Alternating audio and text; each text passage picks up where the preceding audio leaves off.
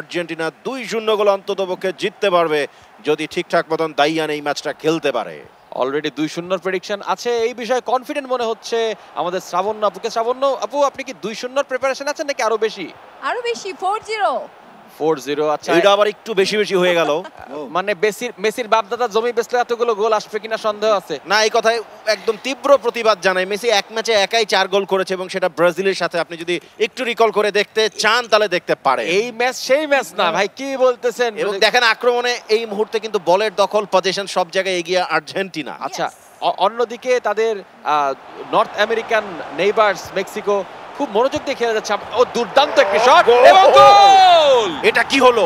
এবং কথা বলতে বলতে লিওনেল মেসি তার পায়ের জাদু দেখিয়ে দিয়েছেন। খেলা শুরু হতে না হতে লিওনেল মেসি তার অদ্ভুত জাদুর মাধ্যমে। শ্রাবণ্য তৌহিদা, মেসি আমরা তার সাথে আছি। চমৎকার একটি চিপ করেছেন, কেউ বুঝে ওঠার আগেই তিনি কোনো ক্রসও দেননি। অদ্ভুত একটা অ্যাঙ্গেল থেকে গোলটি দিয়েছেন।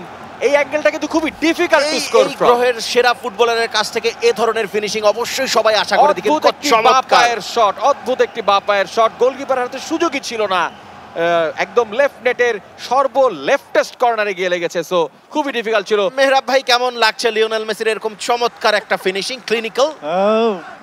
মেসি খুবই দুর্দান্ত একজন প্লেয়ার এবং মেসির কাছ থেকে এরকম আশা করা যায়, কিন্তু আমরা এন্ড রেজাল্ট নিয়ে বেশি আশাবাদী যে এন্ড রেজাল্টে মেক্সিকোই অবশ্যই কারণ আমরা যারা মেক্সিকোর জার্সির পিছে বসে আছি তারা আর্জেন্টিনার বিশাল বড় রাইভাল।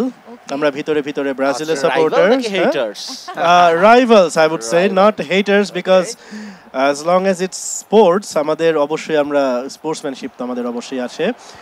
তো আমাদের এখনই আমরা ডি বক্সে ঢুকে যাবো, আশা দেখা যাক